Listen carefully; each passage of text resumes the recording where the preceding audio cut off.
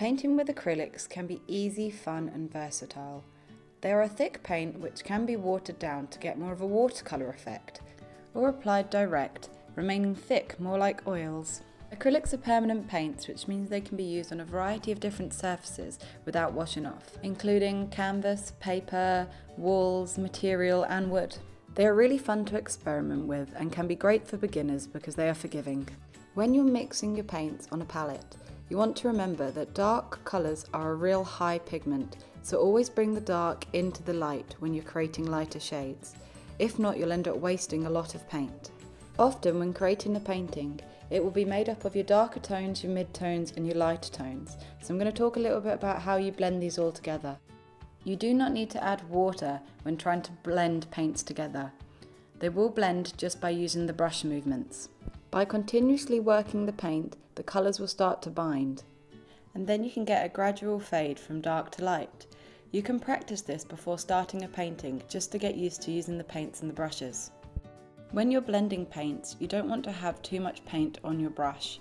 So if you find like your brush is getting bulked up with paint, then you can just easily wipe it off with a paper towel. This will help the colours blend better. Or you can use a completely plain brush with no paint on it to blend the two colours together. When you're using your brush for larger surface areas and filling in colour, you will use the whole of the brush. But when you're using it for details, you'll just use the tip. So you want to make sure the paint is evenly applied around the brush and that you're pressing lightly when just using the tip so you can get fine lines. When you are applying fine lines, you can add a little bit of water. This will just loosen up the paint and help it to travel further, which can be easier when putting in details.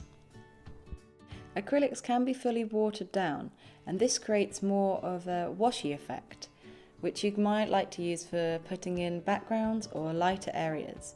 But I wouldn't recommend it for doing a whole painting in this style, in which case you may as well just use watercolour.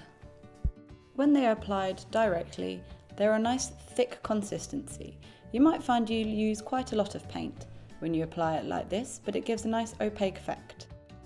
If you make mistakes on a painting with acrylic, not to worry, they can easily be covered up once they've dried. But if you're covering up dark colours with a light colour, then you'll find you'll need a couple of layers. This is what makes acrylic paints so fun and easy to use. There's no worries because you can always correct your mistakes. So when starting out, I recommend just giving it a go, not worrying, and get painting.